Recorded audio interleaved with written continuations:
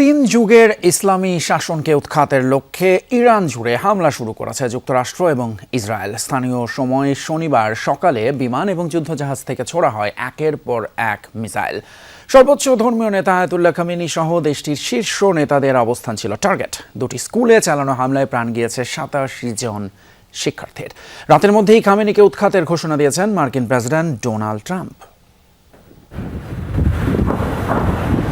একযোগে বিস্ফোরণ তেহরানের বেশ কয়েকটি স্থানে। শনিবার স্থানীয় সময় সকাল 10টা নাগাদ মুহুর্মুহু এই ক্ষেপণাস্ত্র হামলা চালিয়েছে ইসরায়েল ও যুক্তরাষ্ট্র।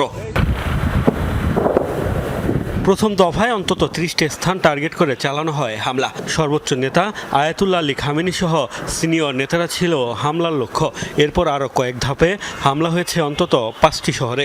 দক্ষিণ ইরানের একটি গার্লস স্কুলে হয়েছে ভয়াবহ হামলা। এই অভিযানের নাম রোয়ারিং লায়ন দিয়েছে ইসরায়েল। খামেনি প্রশাসনের পতন না ঘটানো পর্যন্ত হামলা চালিয়ে যাওয়ার ঘোষণা দিয়েছেন প্রধানমন্ত্রী বেনিয়ামিন নেতানিয়াহু। ইসরায়েল ও যুক্তরাষ্ট্র একটি যৌথ অভিযান শুরু করেছে যার নাম অপারেশন রোয়ারিং লায়ন।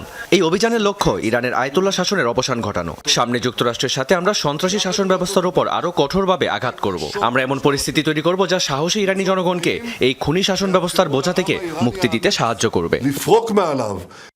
এদিকে যুক্তরাষ্ট্র তাদের অভিযানের নাম দিয়েছে অপারেশন এপিক ফিউরি। ইরানের বিরুদ্ধে যুদ্ধ ঘোষণা করে আইআরজিসি সহ সব সশস্ত্র বাহিনীকে অস্ত্র সমর্পণের জন্য আজকের দিন পর্যন্ত সময় বেঁধে দিয়েছেন মার্কিন president Donald Trump. Islamic revolutionary গার্ডের সদস্যদের, সশস্ত্র বাহিনী এবং সব পুলিশ সদস্যদের উদ্দেশ্যে বলছি, আজ রাতেই আপনারা অস্ত্র সমর্পণ করুন, নয়তো নিশ্চিত মৃত্যুর মুখোমুখি হবেন। ইরানের জনগণকে বলছি, আজ রাতেই আপনারা স্বাধীনতা পাবেন। গত 2 মাস ধরেই ইরানের হামলার হুমকি দিয়ে আসছিল যুক্তরাষ্ট্র। এর মধ্যেই পারমাণবিক কর্মসূচি নিয়ে চুক্তির লক্ষ্যে মার্কিনীদের সাথে বৈঠকে রাজি হয় তেহরান। সেই কূটনৈতিক তৎপরতা চলাকালীনই চালানো হলো এই হামলা। মোস্তফা মাহমুদ, যমুনা নিউজ। চিরবৈরী দুই শত্রু রাষ্ট্রের হামলার জবাব দিতে অপারেশন ফতেহ খাইবার শুরু করেছে ইরান। একদিকে তেল আবিব, হাইফা সহ ইসরায়েলের গুরুত্বপূর্ণ অঞ্চলগুলোয় ছোঁড়া হয়েছে মিসাইল। অন্যদিকে সৌদি আরব, সংযুক্ত আরব আমিরাত, কাতার, বাহরাইন এবং কুয়েতের ভূখণ্ডে থাকা মার্কিন ঘাঁটিগুলো ছিল আইআরজিসির টার্গেট। ইরানি মিসাইলের বিস্ফোরণে প্রকম্পিত বাহরাইনের বন্দর এলাকা। দেশটিতে অবস্থিত মার্কিন নৌঘাঁটিতে আঘাত হানে ইরানের ক্ষেপণাস্ত্র। সকালে ইরানি ভূখণ্ডে যৌথ হামলা চালায় ইসরায়েল ও যুক্তরাষ্ট্র। এর পাল্টা জবাব দিতে দেরি করেনি বিপ্লবী গার্ড বাহিনী। শুরু হয় অপারেশন ফতেহ খাইবার। প্রথমে ইসরায়েলি ভূখণ্ড লক্ষ্য করে ছোড়া হয় একের পর এক মিসাইল। টার্গেট করা হয় রাজধানী তেল আবিবের পাশাপাশি হাইফা সহ গুরুত্বপূর্ণ এলাকা। আতঙ্কে বম্ব শেল্টারের দিকে ছুটতে থাকে ইসরায়েলিরা। তবে এরপরই ছিল ইরানি সামরিক বাহিনীর চমক। কোনো পূর্বাভাস না দিয়েই হামলা করা হয় ইরানকে ঘিরে থাকা আরব দেশগুলোর ভূখণ্ডে। টার্গেট করা হয় এসব দেশে থাকা মার্কিন ঘাঁটিগুলোকে। প্রথমে হামলা করা হয় কাতারে। আতঙ্কে ছড়িয়ে পড়ে মধ্যপ্রাচ্যের দেশটিতে। মোবাইল ফোনে সতর্কবার্তা পাঠিয়ে বাসিন্দাদের সামরিক ঘাঁটি থেকে যত দূরে সম্ভব নিরাপদ স্থানে অবস্থান নেওয়ার নির্দেশ জারি করা হয়। প্রতিরক্ষা মন্ত্রণালয় জানায়, প্যাট্রিয়ট ডিফেন্স সিস্টেমের মাধ্যমে ভূপাতিত করা হয়েছে ইরানের মিসাইল। অন্যদিকে মার্কিন সদর দফতর লক্ষ্য করে ইরানের মিসাইল হামলার পর জরুরি সতর্কতা জারি করে বাহরাইন। নাগরিকদের নিরাপদে সরে যাওয়ার নির্দেশও দেওয়া হয়। সংযুক্ত আরব আমিরাতের ভূখণ্ড লক্ষ্য করেও মিসাইল ছোড়ে ইরান। বিকট বিস্ফোরণের শব্দ শোনা গেছে আবুধাবিতে। সেখানে একজনের প্রাণহানির তথ্য পাওয়া গেছে। এদিকে সৌদি আরবেও মিসাইল হামলা করেছে ইরান। পাশাপাশি বিস্ফোরণের শব্দ শোনা গেছে কুয়েতেও। মীর মুশফিকা হাসান, যমুনা নিউজ। যুক্তরাষ্ট্র ইসরায়েলের যৌথ হামলায় নিহত হয়েছেন ইরানের প্রতিরক্ষা মন্ত্রী আমির নাসির জাদা এবং ইরানের রেভলিউশনারি গার্ডসের কমান্ডার মোহাম্মদ পাকপৌর। এমনটাই জানিয়েছে রয়টার্স। এর আগে শনিবারের হামলায় নিহত হয়েছেন ইরানের সর্বোচ্চ নেতা আয়াতুল্লাহ আলী খামেনির উপদেষ্টা আলী শামখানি। এদিন ইসরায়েলি গণমাধ্যম চ্যানেল 12 দাবি করে নিহত হয়েছেন খামেনিও। তবে ইরানের পররাষ্ট্রমন্ত্রী আব্বাস আরাগচি জানিয়েছেন, তার জানা মতে এখনও জীবিত আছেন খামেনি। তবে 2-1 ইরানি কমান্ডারের মৃত্যু হয়েছে বলে তিনি জানতে পেরেছেন।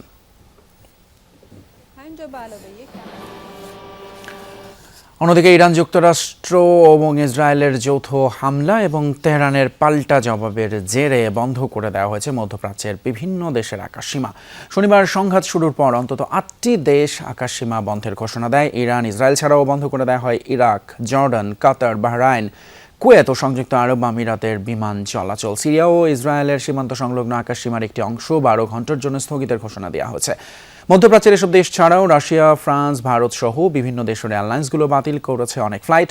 এতে বিশ্বব্যাপী ভোগান্তিতে পড়েছে লাখ লাখ মানুষ। মধ্যপ্রাচ্য যুদ্ধ পরিস্থিতির প্রভাবে বাংলাদেশ থেকে মধ্যপ্রাচ্যগামী বিমান বাংলাদেশ এয়ারলাইন্স সহ সকল ফ্লাইট বাতিল করা হয়েছে। এই মুহূর্তে আরও জানাতে আমাদের সঙ্গে যোগ দিচ্ছেন সহকর্মী তানভীর সিদ্দিক। টিপু, ফ্লাইট বন্ধ হয়ে গিয়েছে হঠাৎ করে, নিশ্চয়ই অনেক যাতায়াতকারী আছেন এই পথে বাংলাদেশ থেকে যারা যান নিয়মিত।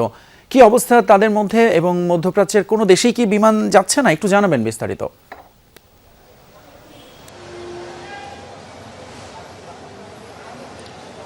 ফয়সাল, যে তথ্য আমাদের কাছে রয়েছে যে এখন পর্যন্ত 28টি ফ্লাইট বাতিল করা হয়েছে, মধ্যপ্রাচ্যগামী 28টি ফ্লাইট। এবং কিছুক্ষণ আগে প্রবাসী কল্যাণ মন্ত্রী তিনি আমাদের সাথে কথা বলছিলেন, তিনি জানিয়েছেন যে আরও 2টি ফ্লাইট রয়েছে যেগুলো এখনও নিশ্চিত নয় যে সেগুলো যাবে কি যাবে না। ফলে এখনই আমরা বলতে পারছি না যে সেগুলো যাবে কি না, সেটা পরে আসলে আমাদেরকে নিশ্চিত করা হবে। এবং প্রবাসী কল্যাণ মন্ত্রী আমাদেরকে কিছুক্ষণ আগে যেটি জানিয়েছেন যে যারা এই ফ্লাইট বিড়ম্বনায় পড়েছেন যে যাত্রীরা, তাদের থাকার ব্যবস্থা করা হচ্ছে সিভিল এভিয়েশন এবং প্রবাসী কল্যাণ মন্ত্রণালয়ের সমন্বয়ে। তারা 850 মানুষের থাকার জন্য ব্যবস্থা করেছেন বলে আমাদেরকে জানিয়েছেন। একই সাথে বিদেশে যদি কোনো প্রবাসী আটকা পড়ে থাকেন তাদেরকে সহায়তা করার জন্য সেখানকার বাংলাদেশের যে দূতাবাস রয়েছে, রাষ্ট্রদূতগণ রয়েছেন, তাদেরকে নির্দেশ দেওয়া হয়েছে বলেও প্রবাসী কল্যাণ মন্ত্রী কিছুক্ষণ আগে আমাদেরকে জানিয়েছেন। একই সাথে তিনি বলেছেন যে 3 জন বাংলাদেশি এখন পর্যন্ত আহত হয়েছেন বিদেশে এবং তাদের রক্ষণাবেক্ষণের জন্য সর্বোচ্চ সহায়তা করা হচ্ছে বলেও কিন্তু তিনি জানিয়েছেন। এবং আপনি দেখতেই পাচ্ছেন যে এখনও অপেক্ষমান কিছু যাত্রী রয়েছেন, অনেকেই রয়েছেন যে তারা এখনও জানেন না যে তারা যেতে পারবেন কিনা। যে 2টি ফ্লাইট রয়েছে সেই 2টি ফ্লাইটের ব্যাপারে যেহেতু এখনও কোনো সিদ্ধান্ত আসেনি, ফলে এখনই বলা যাচ্ছে না যে আসলে সবগুলো ফ্লাইট বাতিল হয়ে গিয়েছে, এখনও কিছু বাকি রয়েছে আর কি। ধন্যবাদ তানভীর সিদ্দিক। টিপু যেরকমটি জানাচ্ছিলেন বিমানবন্দর থেকে যে এরই মধ্যে 28টি মধ্যপ্রাচ্যগামী ফ্লাইট কিন্তু বাতিল হয়ে গেছে। নজর দেব দেশের খবরে। নির্বাচনের মাধ্যমে যে গণতন্ত্রের যাত্রা শুরু হয়েছে তা হাজারো মানুষের রক্ত এবং ত্যাগের বিনিময়ে অর্জিত। আগামী রাজনীতি হবে দেশের মানুষের ভাগ্য পরিবর্তনের। জামায়াতের ইফতার অনুষ্ঠানে যোগ দিয়ে মন্তব্য করেছেন প্রধানমন্ত্রী তারেক রহমান। একই অনুষ্ঠানে বিরোধী দলীয় প্রধান ডক্টর শফিকুর রহমান বলেন, এবারের সংসদ হবে প্রাণবন্ত। সরকারকে সহযোগিতার পাশাপাশি জনগণের অধিকার রক্ষায় শক্তিশালী ভূমিকা পালন করবে জামায়াত ইসলামী। দেশের রাজনৈতিক ইতিহাসে প্রথমবার বিরোধী দলের ইফতার অনুষ্ঠানে প্রধানমন্ত্রী। নতুন বাংলাদেশে রাজনৈতিক সৌহার্দ্য আর সহাবস্থানের জানান দিতেই জামায়াতের আমন্ত্রণে সাড়া দিলেন সরকার প্রধান। বিগত সময়ে সরকার আর প্রধান বিরোধী দলের মধ্যে ছিল দা-কুমড়ো সম্পর্ক। অতীতের সব তিক্ততা পেছনে ফেলে সামনে এগিয়ে যেতেই আজ এক টেবিলে প্রধানমন্ত্রী ও বিরোধী দলনেতা। ইফতার অনুষ্ঠানে ছিলেন স্বরাষ্ট্রমন্ত্রী সহ সরকার দলের শীর্ষ নেতারা, ছিলেন 11 দলীয় জোট ও বিভিন্ন রাজনৈতিক দলের নেতা, বিভিন্ন পেশাজীবী ও 24-এর শহীদ পরিবারের সদস্যরা। বাংলাদেশ সরকারের মাননীয় প্রধানমন্ত্রী। বিকেল 5:30টায় ইফতার অনুষ্ঠানে যোগ দেন প্রধানমন্ত্রী। শুভেচ্ছা বক্তব্যে তারেক রহমান বলেন, হাজারো মানুষের আত্মত্যাগের মাধ্যমে গণতান্ত্রিক যাত্রা শুরু হয়েছে, তাই দেশবাসীর ভাগ্য পরিবর্তনে কাজ করতে চান। বাংলাদেশের মানুষ আজকে অনেক প্রত্যাশা নিয়ে, অনেক আকাঙ্ক্ষা নিয়ে, অনেক আশা নিয়ে আমাদের সকলের দিকে তাকিয়ে আছে, বিশেষ করে রাজনৈতিক দলগুলোর দিকে তাকিয়ে আছে। আজকে আমাদের এই ইফতার মাহফিলে আসুন আমরা আল্লাহর নামে শপথ গ্রহণ করি যে আমাদের আগামী দিনের কাজগুলো হবে এই দেশের মানুষের ভাগ্য পরিবর্তনের জন্য। অনুষ্ঠানে সভাপতির বক্তব্য দেন বিরোধী দলীয় নেতা ডাক্তার শফিকুর রহমান।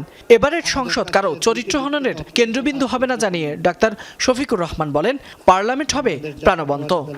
আমরা গতানুগতিক কোনো বিরোধী দল হিসাবে এই সংসদে ফাংশন করতে চাই না। আমরা চাই এই সংসদ হোক অর্থবহ, জনগণের সমস্ত চাওয়া পাওয়ার কেন্দ্র। আমরা আমাদের মহান জাতীয় সংসদের একটা সেকেন্ড নষ্ট হোক এইভাবে এটার আমরা প্রত্যাশা করি না যে জাতীয় সংসদ হবে কারো চরিত্র হননের কেন্দ্রবিন্দু, বরঞ্চ জাতীয় সংসদ হবে দেশের সমস্যার সমাধানের কেন্দ্রবিন্দু। গণতন্ত্রের পথকে মসৃণ করতে রাজনৈতিক দলগুলোকে ঐক্যবদ্ধভাবে কাজ করতে হবে বলেও জানান বিরোধী দলীয় নেতা। যদি এই রাজনীতিটা আমরা করতে পারি তাহলে অতীতের। ফয়সাল মাহমুদ, যমুনা নিউজ, ঢাকা। রাজনীতি গতিশীল বিষয়, এই গতিশীলতা মেনে নিতে হবে। জাতীয় স্বার্থে সংসদকে প্রাণবন্ত করা হবে বলে জানিয়েছেন স্বরাষ্ট্রমন্ত্রী সালাউদ্দিন আহমদ। বিকেলে এনসিপির প্রতিষ্ঠাবার্ষিকী এবং ইফতার অনুষ্ঠানের কথা জানান তিনি। বলেন, জাতীয় সংসদ হবে আলোচনার কেন্দ্রবিন্দু। এ সময় এনসিপির আহ্বায়ক নাহিদ ইসলাম বলেন, ফ্যাসিবাদের বিচার না হলে যে কোনো সময় আবারও মাথাচাড়া দিয়ে উঠতে পারে স্বৈরাচার। দ্রুত স্থানীয় সরকার নির্বাচন দেওয়ার আহ্বান জানান তিনি। বলেন, তৃণমূলকে আরো শক্তিশালী করতে হবে। অন্তর্বর্তী সরকারের আমলে যত অধ্যাদেশ দেওয়া হয়েছে সেগুলো বাস্তবায়নের আশা প্রকাশ করেন নাহিদ ইসলাম। এনসিপি যেন সত্যিকার অর্থে এদেশের মানুষকে প্রতিনিধিত্ব করে, এদেশের জনমানুষের আকাঙ্ক্ষাকে ধারণ করে। 2024 জুলাইয়ের ছাত্রগণ অভ্যুত্থানের শহীদের প্রত্যাশা এবং আকাঙ্ক্ষাকে যেন বাস্তবায়ন করে। আমরা সামনের দিকে এগিয়ে যাই। সামনে স্থানীয় সরকার নির্বাচন, আমরা স্থানীয় সরকার নির্বাচন দ্রুত হবে সেই প্রত্যাশা রাখবো। সারা দেশে এনসিপির প্রতি আহ্বান থাকবে যে আপনারা স্থানীয় সরকার নির্বাচনের প্রস্তুতি নেন। রাজধানীর পৃথক 3টি এলাকা থেকে 2টি হাত এবং 2 পা উদ্ধার করা হয়েছে। 12 ঘন্টার ব্যবধানে এগুলো উদ্ধার করে পুলিশ। ফিঙ্গারপ্রিন্ট শনাক্তের পর দেহের খণ্ডাংশগুলো একই ব্যক্তির এমন তথ্য জানা গিয়েছে। পুলিশ জানায়, কাটা হাত এবং পা নরসিংদী শিবপুরের ওবায়দুল্লাহ নামের এক ব্যক্তির।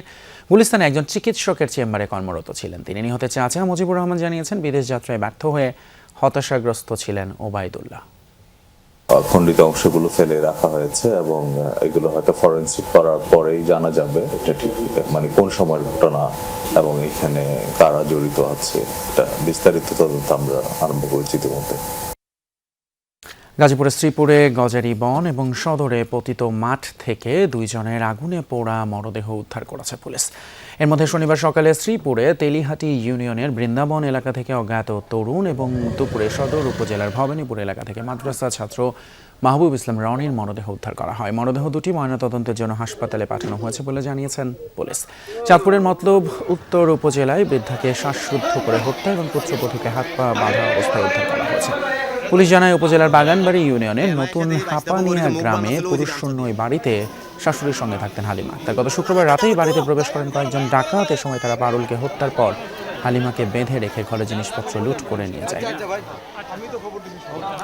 অন্যদিকে চাঁপাইনবাবগঞ্জের শিবগঞ্জে আমবাগান থেকে শিহাব আলী নামের এক ব্যক্তির মরদেহ উদ্ধার করেছে পুলিশ। শনিবার বিকেলে শিবগঞ্জ পৌরসভার চণ্ডীপুর এলাকা থেকে এই মরদেহটি উদ্ধার করা হয়।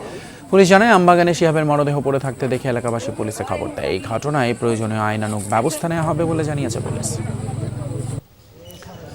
এছাড়া গাইবান্ধার গোবিন্দগঞ্জে শামসুন্নাহার রুমা নামে এক স্কুল শিক্ষিকার ওড়না পেঁচানো হাত পা বাঁধা মরদেহ উদ্ধার করেছে পুলিশ। শনিবার বিকেলে গোবিন্দগঞ্জের চক গোবিন্দ এলাকার নিজ বাড়ি থেকে তার মরদেহ উদ্ধার করা হয়।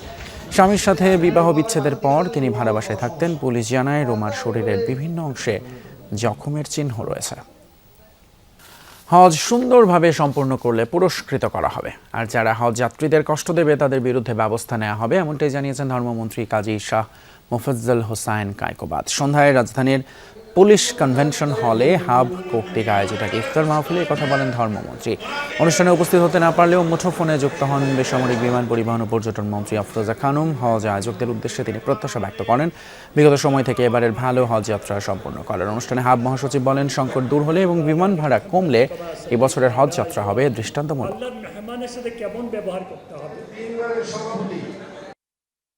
সুন্দর এবং সুষ্ঠুভাবে সুন্দরভাবে হজ আপনারা পরিচালনা করতে পারেন, আপনাদেরকে পুরস্কৃত করা হবে সরকারের পক্ষ থেকে। আর যারা কোনো অন্যায় কাজে লিপ্ত হবেন, হাজিদেরকে কষ্ট দেবেন, তাদের বিরুদ্ধে ব্যবস্থা নেওয়া হবে ইনশাআল্লাহ। ইরানে যুক্তরাষ্ট্র এবং ইসরায়েলের যৌথ হামলার পর বিশ্বজুড়ে দেখা গেছে মিশ্র প্রতিক্রিয়া। রাশিয়া এবং চীন এই হামলাকে আন্তর্জাতিক নিরাপত্তার জন্য হুমকি বলছে। অন্যদিকে যুক্তরাষ্ট্রের মিত্ররা ইরানকেই দায়ী করছে। মধ্যপ্রাচ্যের দেশগুলো সতর্ক করে বলছে, এই সংঘাত আরও ছড়িয়ে পড়লে অস্থিতিশীল হয়ে উঠতে পারে পুরো অঞ্চল। ইরানকে ঘিরে সাম্প্রতিক সামরিক উত্তেজনায় উদ্বেগ ছড়িয়েছে বিশ্বজুড়ে। মধ্যপ্রাচ্যের এই সংঘাত আন্তর্জাতিক শান্তি ও নিরাপত্তার জন্য নতুন করে হুমকি বলে সতর্ক করছে বিভিন্ন দেশ ও সংস্থা।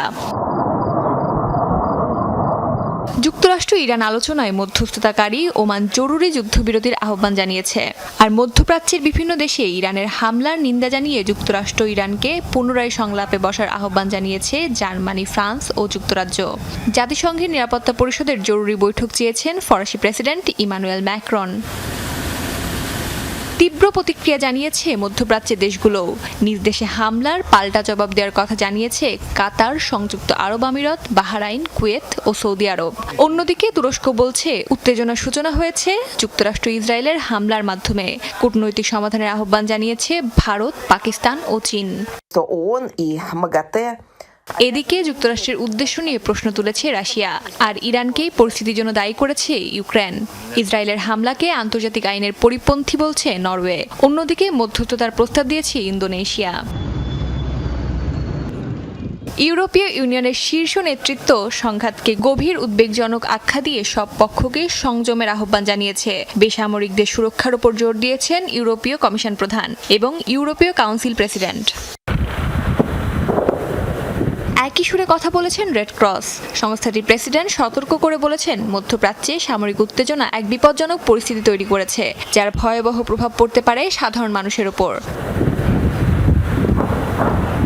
বিশ্ব বিভক্ত হলেও একটি বিষয়ে প্রায় সবাই একমত, এই সংঘাত আরও বিস্তৃত হলে তার প্রভাব শুধু মধ্যপ্রাচ্যেই নয়, ছড়িয়ে পড়বে বৈশ্বিক রাজনীতি ও অর্থনীতিতেও।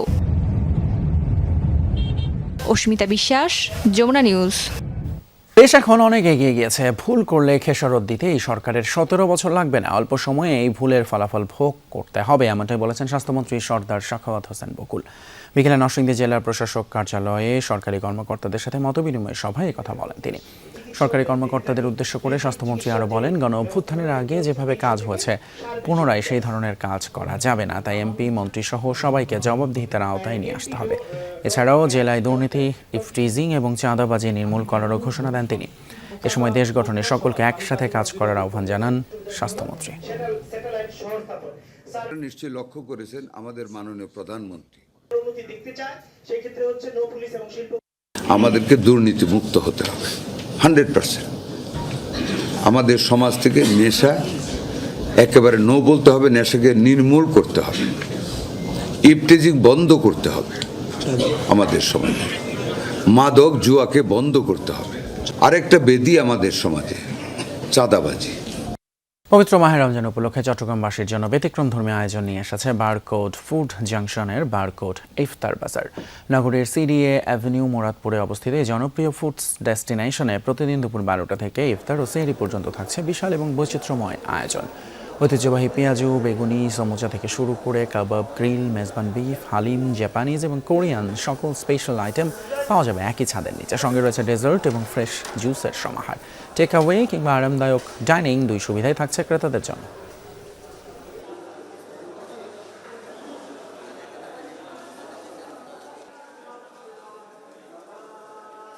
হিউজ ভ্যারাইটি, 300 আইটেম, 300-র মধ্যে Japanese, Korean, Italian, continental, traditional, haleem, jilapi, তারপর আপনার মেজবানি মাংস থেকে শুরু করে সব কিছু পাওয়া যায়। গাজীপুরের কালিয়াকৈরে আটাবহ যশোমাধব আশ্রমে 56 প্রহরব্যাপী নামযজ্ঞ অনুষ্ঠান শুরু হয়েছে। 1973 সালে স্বর্গীয় মেঘলাল সরকার এবং পূর্ণচন্দ্র সাহার উৎসাহে উৎসাহিত হয়ে প্রতি বছর এই মহানামযজ্ঞ অনুষ্ঠিত হয়। আটাবহ গ্রামে ঐতিহ্যবাহী 56 প্রহর সার্বজনীনভাবে সকলের সহযোগিতা এবং অংশগ্রহণের মধ্য দিয়ে সাফল্যমণ্ডিত হচ্ছে। অনুষ্ঠানে যশোমাধব আশ্রম কমিটির সভাপতি সত্যরঞ্জন সরকার সহ পরিচালনা কমিটির সদস্যগণ উপস্থিত ছিলেন।